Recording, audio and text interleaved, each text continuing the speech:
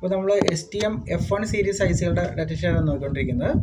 അതിൽ നമ്മൾ push pull 50 megahertz എങ്ങനെയാണ് ചെയ്യുന്നതെന്നുള്ളത് നമ്മൾ കണ്ടു. അപ്പോൾ ഈ വീഡിയോയിൽ നമ്മൾ ഓപ്പൺ ഡ്രെയിൻ എന്ന് പറഞ്ഞൊരു ടൈപ്പ് ഉണ്ട്. ഓപ്പൺ ഡ്രെയിൻ്റെ തന്നെ 3 ടൈപ്പ് ഉണ്ട്. അതായത് 2 മെഗാഹെർട്സ് ഉണ്ട്, 10 മെഗാഹെർട്സ് ഉണ്ട്, 50 മെഗാഹെർട്സ് ഉണ്ട്. അപ്പോൾ അതെങ്ങനെയാണ് കോൺഫിഗർ ചെയ്ത് നോക്കാം. അതിനകത്ത് ഓപ്പൺ ഡ്രെയിനിൽ 2 മെഗാഹെർട്സ് എന്ന് പറഞ്ഞാൽ മോഡ് 10 കൊടുക്കണം, CFN 01 കൊടുക്കണം. അതായത് നമ്മുടെ വാല്യൂ എന്ന് പറയുന്നത് 0110 ആണ്. അപ്പോൾ അതെങ്ങനെ കോൺഫിഗർ ചെയ്ത് നോക്കാം. ആദ്യം നമുക്ക് ക്ലിയർ കമാൻഡ് എഴുതണം. അത് നമ്മുടെ PS0യുടെ പൊസിഷൻ ക്ലിയർ ചെയ്യണം. ക്ലിയർ കമാൻഡ് എന്ന് പറഞ്ഞാൽ GPIOA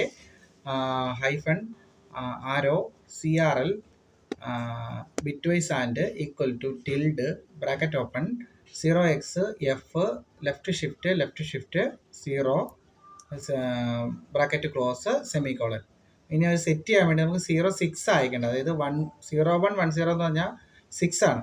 അപ്പോൾ GPIOA -arrow CRL bitwise or equal to bracket open 0x6